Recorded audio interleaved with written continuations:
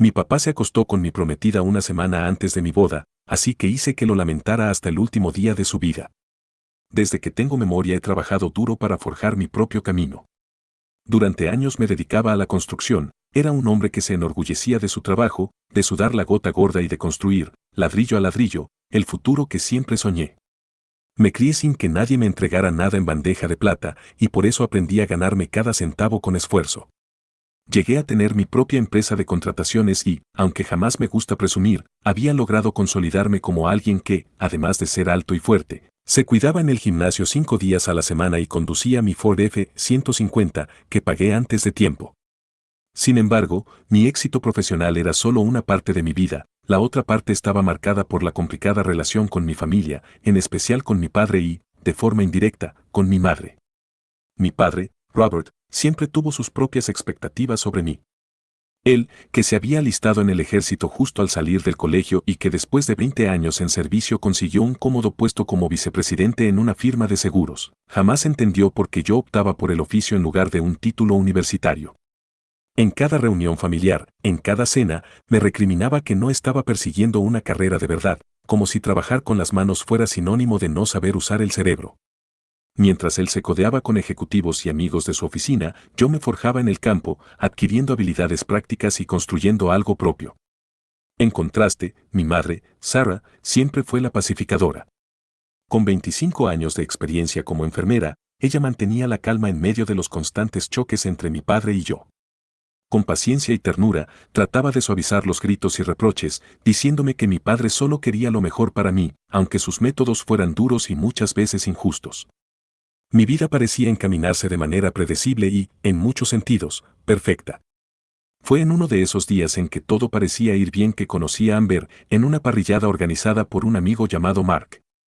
Ella irrumpió en mi mundo con su melena rubia, su físico atlético y esa sonrisa que, sin importar dónde estuvieras, te hacía sentir que eras la única persona en la sala.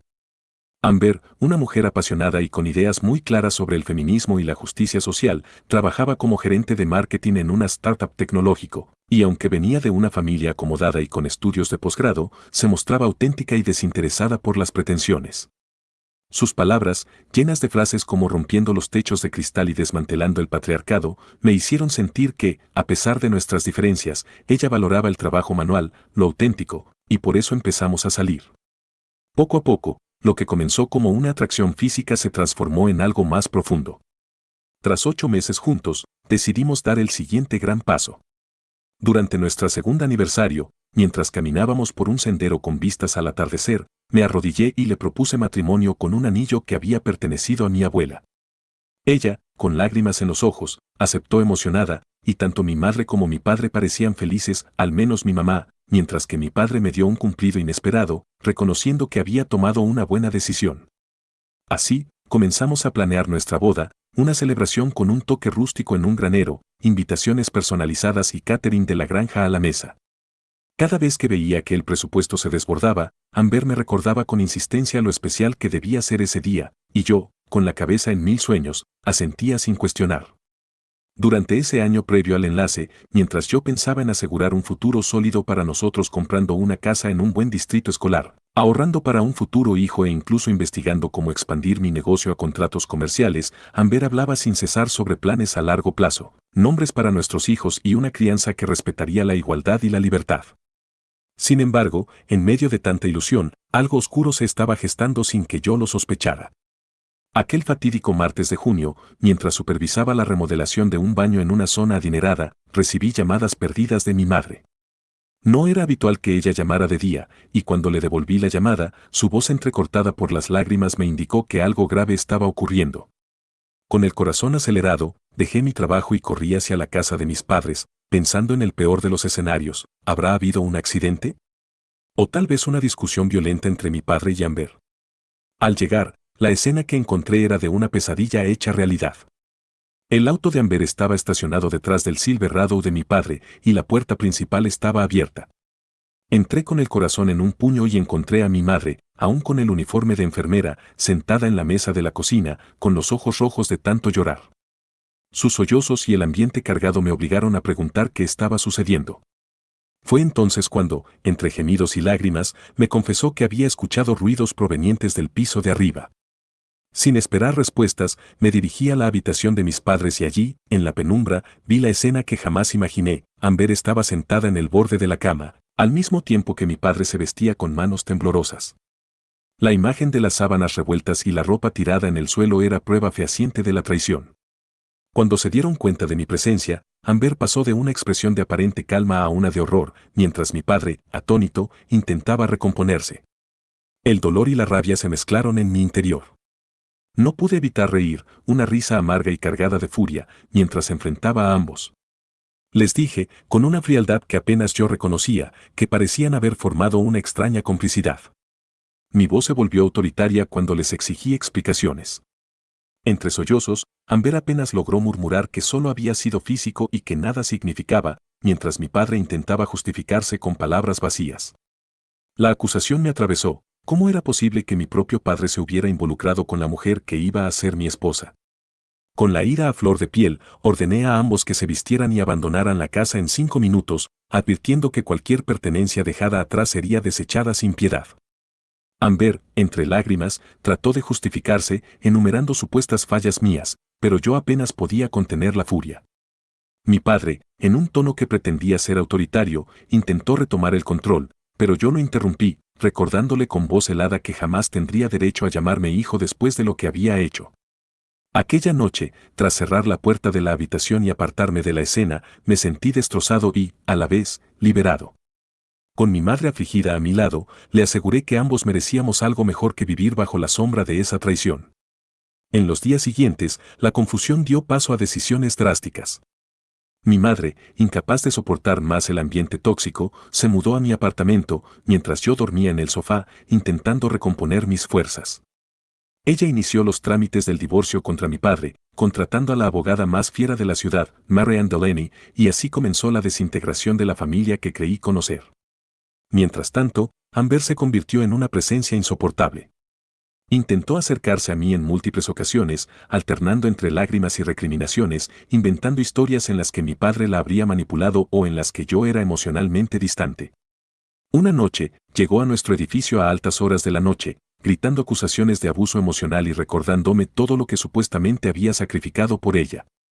Ante semejante espectáculo y la vergüenza que causaba ante nuestros vecinos, la despedí de mi vida, dejando en el vestíbulo una caja con todas sus pertenencias, junto con copias de los mensajes explícitos que mi madre había encontrado en el teléfono de mi padre.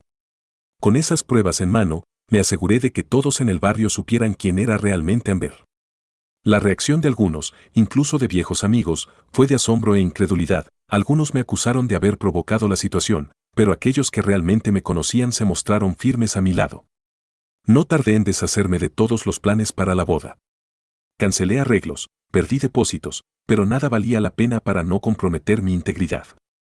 La casa en la que habíamos planeado empezar nuestra vida juntos se volvió un recordatorio constante de lo que pudo haber sido y no fue, y tras consultar con un abogado, compré la parte de Amber a un precio simbólico para venderla de inmediato. La separación de lo que habíamos soñado fue tan dolorosa como necesaria, y en medio de esa tormenta emocional, me di cuenta de que había estado ciego ante las señales que Amber daba, la forma en que se refería a mí como el dueño del negocio en lugar del contratista, o como intentaba alejar la atención de mi trabajo en cada reunión social, dejándome a un lado para dar paso a una imagen que le resultaba más acorde a sus pretensiones. El golpe final llegó en una elegante gala de caridad organizada en el Club Social del pueblo, donde mi padre aún conservaba su membresía y donde se reunían las figuras más influyentes de la comunidad. Esa noche, decidí que era el momento de hacer justicia y exponer la verdad ante todos. Vestido con el mejor traje que tenía, ingresé al evento acompañado de mi madre, quien brillaba con un vestido nuevo que contrastaba con la imagen envejecida que mi padre siempre insistía en proyectar. Al vernos, mi padre y Amber se mostraron claramente incómodos.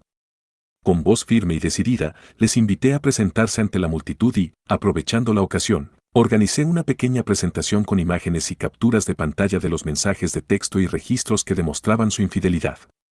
Cada imagen iba acompañada de una fecha y una breve descripción, dejando claro que sus reuniones de trabajo eran, en realidad, encuentros prohibidos. La sala se llenó de murmullos y miradas de repudio. Mientras mi padre intentaba, sin éxito, justificarse, yo sostenía la mirada de todos, dejando que la verdad hablara por sí sola. Cuando terminé, la vergüenza en sus rostros era innegable y el presidente del club les pidió que abandonaran el recinto de inmediato. Esa noche, frente a todos, dejé claro que, si ellos no habían destruido mi vida, al menos habían destruido la imagen que habían construido. Con el tiempo, la verdad hizo su trabajo. Mi negocio prosperó y se expandió a otros condados, llegando a ser reconocido por la calidad de nuestro trabajo, mientras mi madre, liberada de la opresión de mi padre, encontró un nuevo rumbo en la vida. Ella dejó de trabajar como enfermera, abriéndose camino en el área administrativa de mi empresa, demostrando que, cuando se le da la oportunidad, puede ser tan exitosa y brillante como cualquier otra. Poco a poco, fui dejando atrás el dolor y la rabia, y empecé a reconstruir mi vida. Comencé a salir de nuevo, sin apresurarme a enamorarme, y a valorar aquellas relaciones basadas en el respeto y la honestidad. Una pequeña chispa de esperanza surgió en la forma de un arquitecto paisajista con quien compartía intereses profesionales, alguien que veía en mi trabajo un arte y en mi forma de ser, la verdadera esencia de un hombre que había aprendido de sus errores. Sin embargo, el pasado nunca desaparece por completo. Un día, cuando ya parecía que había alcanzado la calma, recibí una visita inesperada en mi cabaña junto al lago. Era mi padre, reducido a una sombra de lo que fue, con ropas gastadas y un aspecto demacrado. Había descubierto dónde vivía y se presentó sin previo aviso, pidiendo ayuda con una voz temblorosa y llena de desesperación. Durante unos momentos, sentí una punzada de compasión al verlo tan vulnerable, pero recordé de inmediato la traición impensable. Él, mi padre, había destruido la única posibilidad de felicidad en mi vida al acostarse con la mujer que iba a ser mi esposa. Con voz fría y decidida, le expliqué que ya no podía hacer nada por él, que la única ayuda que le ofrecería era indicarle un programa de asistencia para veteranos, pero que a partir de ese momento, nuestra relación había terminado definitivamente. Su súplica, mezclada con lágrimas y remordimientos, se perdió en el eco de mis palabras, y su figura se marchó, dejándome con la convicción de que, a veces, incluso el lazo de sangre no puede reparar una herida tan profunda. Los meses siguientes transcurrieron en una especie de renacimiento personal. Mi madre, ya liberada de las cadenas del pasado, comenzó a salir con un hombre encantador, un viudo dueño de un jardín, que le mostraba el cariño y respeto que siempre mereció. Yo, por mi parte, seguí creciendo en el mundo de la construcción y la administración, rodeado de amigos verdaderos que me apoyaron en los momentos más oscuros y dejando atrás a aquellos que, en su envidia o ignorancia, no pudieron comprender mi dolor. Amber, por su parte, intentó resurgir en las redes sociales, tratando de reinventarse como coach de superación personal, pero la comunidad local nunca olvidó la verdad, una mujer que se autoproclamaba fuerte y empoderada, pero que había causado el derrumbe de una familia y había manchado su reputación con mentiras y manipulaciones.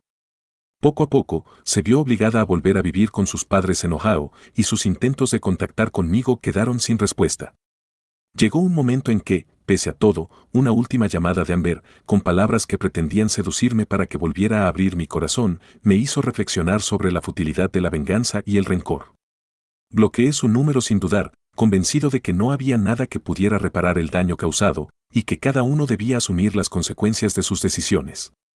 Así, mi vida continuó, marcada por el aprendizaje de que la verdad, aunque dolorosa, es el camino para liberarse del engaño y la traición. Hoy, al mirar atrás, apenas puedo creer lo mucho que ha cambiado mi mundo. Mi empresa se ha expandido, abarcando 3 condados y contando con múltiples equipos de trabajo. Mi madre, por fin, ha encontrado su felicidad y vive rodeada de gente que la valora, mientras que yo he aprendido a no dejar que el rencor me consuma, enfocándome en lo que realmente importa, la honestidad, el esfuerzo y la integridad personal.